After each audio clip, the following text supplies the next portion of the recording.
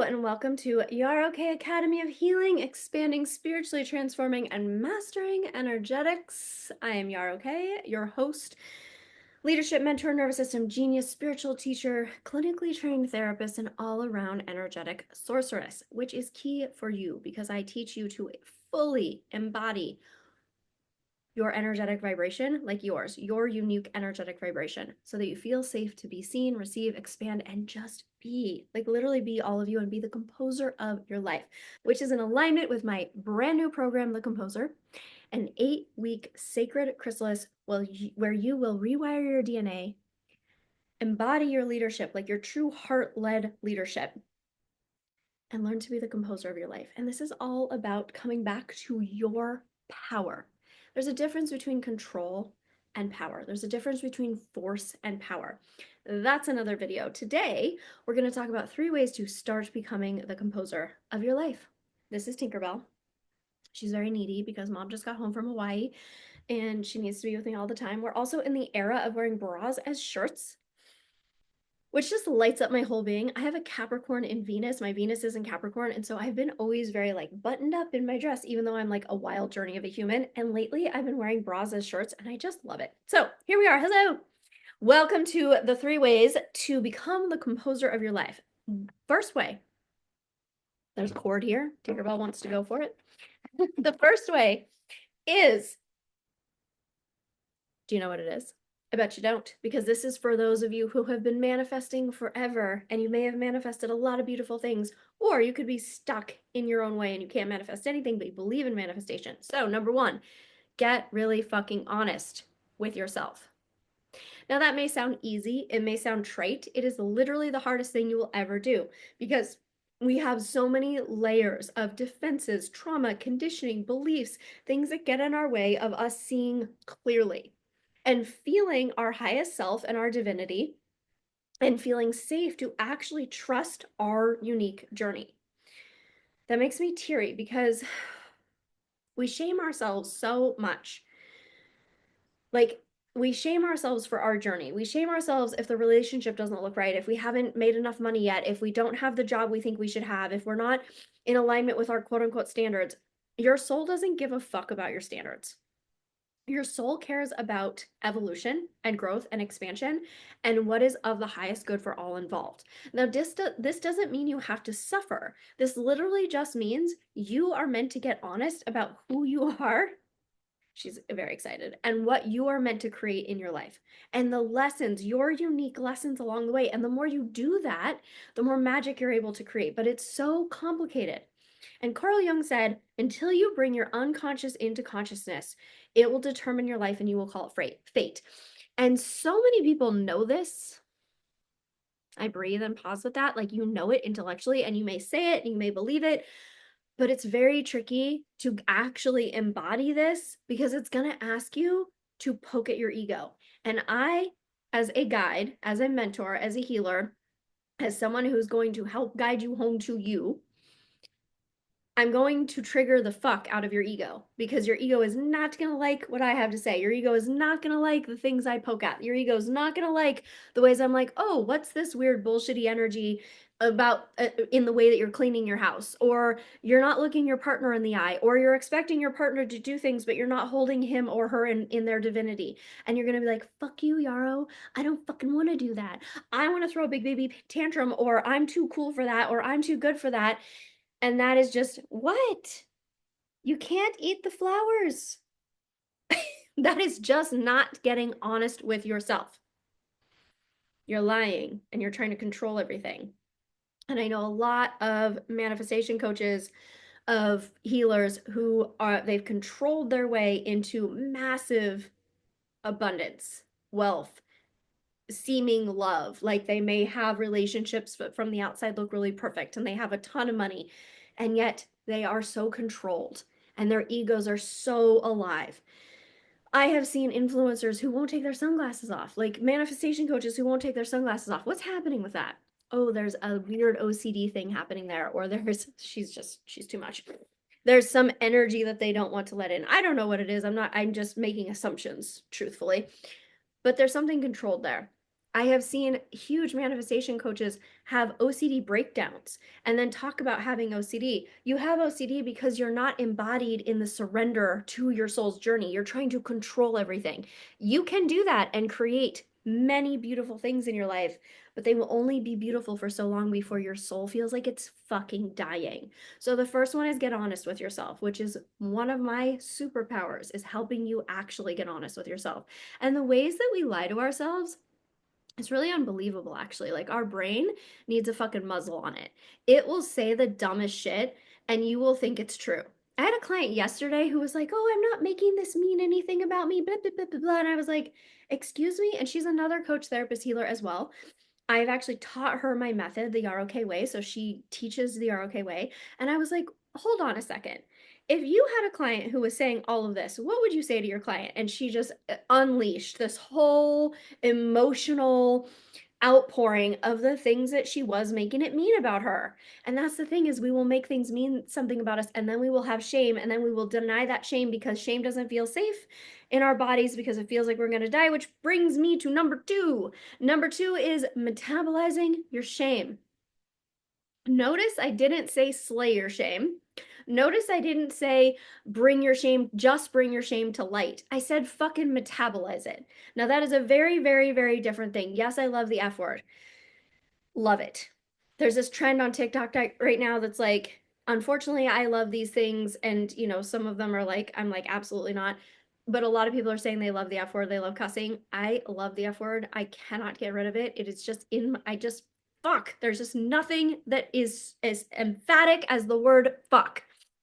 So I love it in all the ways. All right. You have to metabolize your shame, because you will want to lie about it, or you will bring your shame to light and then you'll be like, "Oh, but I'm not shaming myself," or you will shame yourself as an avoidance of feeling shame. So what happens when you feel shame is you literally feel like you're going to die. I can remember the first time I ever felt shame. It's such a cute, embarrassing story. I was probably 8. I think I was in 4th grade, so I was 8 or 9, and I was at a table with a bunch of other kids in class, and I farted. And this girl looked at me and goes, "Ew, you're gross." And I felt so much shame, like I was gonna die, like I was wrong. I was gonna get kicked out of the tribe and I was gonna get killed. Now, that's ancestral. Obviously, at 9 years old, I didn't realize that. But I have been a healer in pretty much every lifetime. And so that feeling of I'm going to get kicked out of the tribe and I'm going to die is a visceral, real feeling in my body. The reality is humans are very mean to other humans when you don't quote unquote belong or fit into the norm, or you go against the narrative, because it challenges our sense of safety. And so they want to get rid of you. Now, in the modern day, and with what you're wanting to do, that's pretty unlikely it's going to happen. It's not impossible, it's unlikely. So most of the ways that we are hiding from our own shame are simply through defense mechanisms, because that shame feels so bad in our being. Like, we literally feel like we're going to die. And that comes from ancestral karmic past trauma. It also comes from a very real feeling of, if I show up as this person, I am not going to belong. And then we feel shame for not belonging because we're attachment-based creatures. This is a whole other video.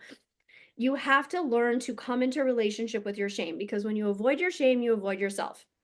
And in order to come into relationship, you have to metabolize the shame so that you feel safe to no longer be protecting yourself against the shame.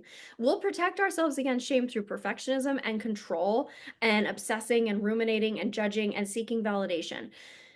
I have experienced this over and over and over and over and over again in my life. The seeking validation, the trying to control it, the avoiding the shame. If I feel like I'm quote unquote wrong, shame will come up. That's been a past one for me.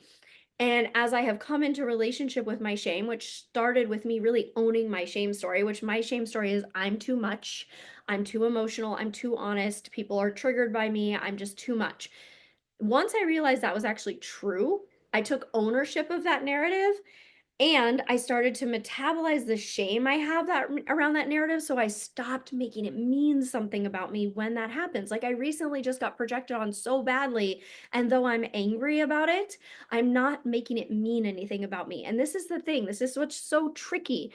You could manifest a million things in your life, but if you're still running around the world getting triggered, getting activated, and then thinking you're too good, to address those triggers and that activation, like, oh, I'm too good for that, or that doesn't fit into my standards. Like I said, your soul doesn't give a fuck about your standards. Your soul cares about your evolution. Your soul cares about your evolution. And so if you're running around trying to control all of these, reactions, like if someone pushes into you in the grocery store and you get angry and then you're like, oh, I'm too good to be angry about that, there's something happening that is older than that specific trigger. That was just the thing that set it off. So you have to be willing to go back in time to process the root of that. But most people, especially you high level leaders, you run around the world thinking you're too good for it, you don't have time for it, you're like creating all this stuff, but then you're getting sick or you have inflammation. Shame has a direct correlation to inflammation. You have, skin issues, you have migraines, probably disconnected from your pussy or your cock or whatever, your sexual libido eros energy if you have migraines. You have, and women especially, migraines and headaches. It's a huge one for women. If you're a man, you might have skin issues, right? Or you have a porn addiction. All of these are an avoidance of shame and an avoidance of the things, the darker elements that need to be looked at, the emotions from childhood that you felt like you had to numb. And so until you come into relationship and come into relationship with your shame and you metabolize your shame, which as a very dear friend of mine, Hannah, just said recently, the highest level of soul work is metabolizing your shame. And I was like, yes. And I have always been what she calls a shame sorceress. And I have always said, if you avoid your shame, you avoid yourself. Because you can't actually fully integrate all of you if you're avoiding the shameful parts of you, if you're avoiding that you feel shame and your ego is trying to defend against it, you're going to be perpetually disconnected. And that's a hard one for us to swallow because the ego really hates it, which is where I am going to trigger the fuck out of your ego if you work with me, but I'm also going to set you free. The composer is the place to do this, which brings me to number 3. Sweet ones, you cannot avoid the very real healing you need to do to actually feel embodied and free internally, which means creating a nervous system that feels like it's dripping with gold. How do I do this with you? Through daily somatic practices, consistency in the practices, through looking at the ways that you have addictive behaviors, maladaptive coping mechanisms, and defenses that are protecting you from the trauma that's coded in your nervous system and from the ways that your nervous system is seeking safety. So we start with somatic practices. You also attune to me. So I see you, I hear you, I validate you. I also call you on your sneaky bullshit and help you get honest with yourself, like truly honest with yourself. And when you feel the permission to fully be you and admit the darkest things you have never wanted to admit to anyone, and we can process those through, you're set fucking free. And so there's 2 things with the nervous system. Somatic practices are not enough. Regulation is not enough. You're actually not meant to be regulated all the time. You're meant to have a flexible nervous system. It's a whole other video. And so we help you with creating a nervous system that feels like it's dripping with gold. Now just visualize what that feels like. Feel that in your body. And it comes through having the daily practices that help you release the old web of the ways of relating, let that dissolve, and embody a new identity, a new way of relating with the world. So as your nervous system feels like it's dripping with gold, you're processing the coded trauma from it, you're attuning to your inner child. You are never too good for inner child work. You might know inner child work. You might think, I have come into relationship with my inner child. You might think, oh, I do things to play with my inner child. Your inner child might be running the fuck out of your life and you don't even know it. Even if you're someone who's hyper independent, is a high level leader, has it all figured out, and yet your inner child is locked in some basement somewhere, literally screaming, and you're pushing her down in there, or him. This is where we come in, because I'm going to help you feel safe to actually get in touch with the very deeply painful parts of you that need holding and attunement and love that you may think you don't need because you are such a high level leader. And control is something that is so easy for you to access. And getting in touch with those raw parts, you might do it sometimes, you might do it occasionally, but you don't fully embody it, which is why you're still getting triggered by the person at the grocery store and then telling yourself you shouldn't get triggered and you're too good for getting triggered. So we attune to your inner child. You bring forth your unconscious, all the unconscious ways that you are still belonging in places that you have outgrown because you're terrified to actually fully be you. You know who you are. You're the ones who are embodying the divine feminine and worshiping goddesses, but not actually getting in touch with the deep practices of those goddesses. And I'm talking about sex magic. I'm talking about actually showing up and going, oh, look at how the patriarchy has woven through everything. You have hatred towards men that you're unconscious to, that you don't want to admit to because you feel guilty about it or you shouldn't have it, but yet you haven't processed it. And so it comes out in these really sneaky, subtle ways. I'm just taking a breath. You have this huge business, but you can't look your partner in the eye. You're not surrendering in intimacy. You don't actually feel safe to surrender and receive. You don't believe people will do it if you don't do it. And you don't have the ability to hold your personal power and to wait and hold someone in their divinity so that they can show up for you, whether it's that person or another person. You still shame yourself if your life doesn't look perfect. Sweet one, you have to do the healing you need to do, the deep, deep healing, not the superficial healing, not the holding on to pain healing, not the holding on to victimhood healing, but like you intellectually may know all of these things, but have you actually embodied it, metabolized the shame, released it, and gotten honest with yourself? So those are the 3 ways to start to become the composer of your life. Get honest, metabolize your shame, do the deep inner healing that you need to do, that you think you've already done, that you think you're too good to do, or that you think you've already done. Said that twice for a reason. That actually needs to be done at a deeper level to truly unlock internal freedom and joy and connection and eros through your being. Eros is key. There's a video on that coming soon.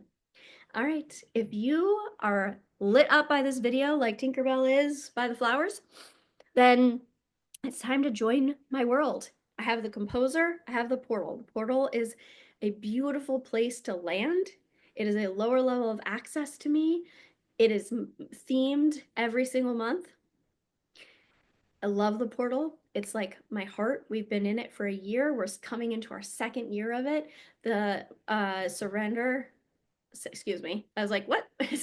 September is surrender, acceptance, trusting the journey, and aligned action. October is coming home to and loving yourself. We're going to really infuse codes of radiance and love and beauty into October. And then I have the composer, which is a higher level access program to me. You have live weekly calls. You have Telegram access 4 days a week. You have 8 modules where we fully rewire your nervous system to feel like it's dripping in gold. So you up-level your DNA, embody your true heart-centered leadership, and become the composer of your life so your life feels like you want it to feel. So you feel free and lit up and juicy and alive and expansive and abundant and joyful. And I'm going to say free again. All right. Let me know. Drop a comment. Send me an Instagram message. You're okay on Instagram. Send me a carrier pigeon. Telepathically communicate with Tinkerbell.